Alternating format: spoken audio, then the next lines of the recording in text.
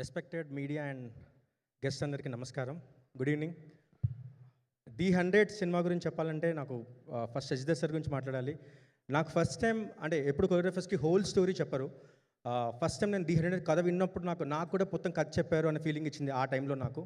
And తర్వాత సాగర్ సార్ని కలిసినప్పుడు అంటే మనం టీవీ స్క్రీన్లో చూసినప్పుడు ఒకలాగా మనం ఇమాజిన్ చేసుకుంటాం కదా, కానీ దానికి డబుల్ ట్రిపుల్గానే కష్టపడుతున్నాను. అంటే ప్రతి చిన్న ఐడియా ది బెస్ట్, ఒక చిన్న ఎక్స్ప్రెషన్ వర్క్ కూడా, ఒక చిన్న మూమెంట్ వర్క్ కూడా, అంటే దీంట్లో మూమెంట్ అంటే డాన్స్ మూమెంట్స్ ఏమి ఉండవు సార్కి, క్యారెక్టర్ చెప్పే మూమెంట్ అయితే, కానీ చిన్న ఎక్స్ప్రెషన్ కూడా అది ఎంతవరకు బెస్ట్ చేయొచ్చో చాలా డిస్కస్ చేసి మరి చేస్తారు.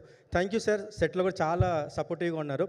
అండ్ దీంట్లో ఒక లవ్ సాంగ్ కూడా చేశాను. మరీ ది 100 సినిమా చాలా బయట చాలా సీరియస్గా చూస్తున్నారు. మరీ సీరియస్ సినిమా అని కాదు, విక్రాంత్ ఐపీఎస్కి చిన్న లవ్ స్టోరీ కూడా ఉంటుంది. అది మర్చిపోతున్నారు. మరీ అప్పటి నుంచి ఒకే సాంగ్ ప్లే చేస్తున్నారు, నాకు వినిపిస్తూ ఉంది. నేను ఒక లవ్ సాంగ్ కూడా చేశాను, దీంట్లో ఒక సీరియస్ సాంగ్ కూడా చేశాను.